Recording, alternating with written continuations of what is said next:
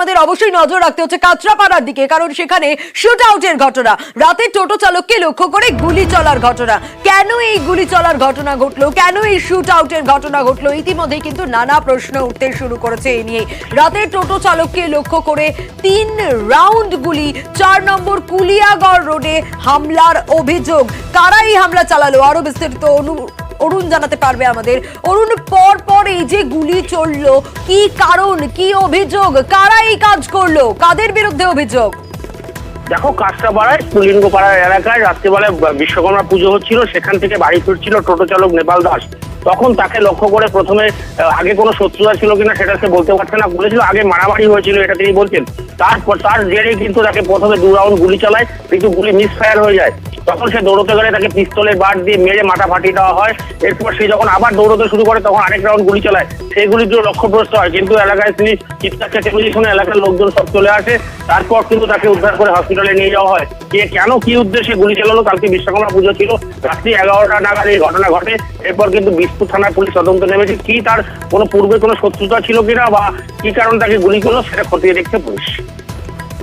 সেক্ষেত্রে অরুণ, একটা বিষয় একটু জানতে চাইবো, পুলিশের তরফ থেকে ইতিমধ্যেই তো গোটা বিষয়ে তদন্ত করা হচ্ছে।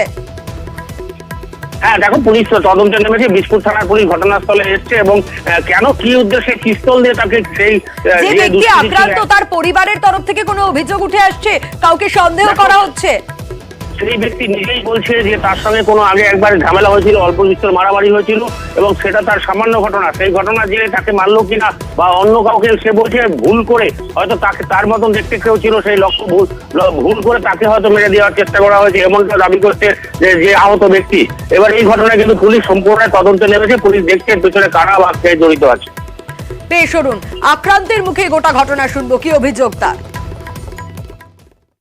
তো একটা ছেলে রাত্রির এখান থেকে এদিক দিয়ে আসলো, ছেলেটা এসে চিনিও না তাকে। আমি প্রথম টিকার জ্বালায় গুলি চালায়, লাগলো না আমার গায়ে। আমি তো জীবন বাঁচানো, 2বার মেশিন টেনেছিল।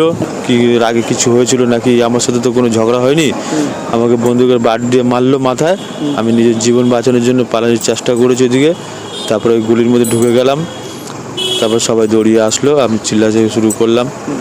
আতঙ্কে তো মানে এখন মনে নিজেকে বুঝতে পারছি না যে কি হয়েছে আমার সাথে। আমি তো তাকে, আমার তো পুরনো কারোর সাথে দুশ্মনী নেই,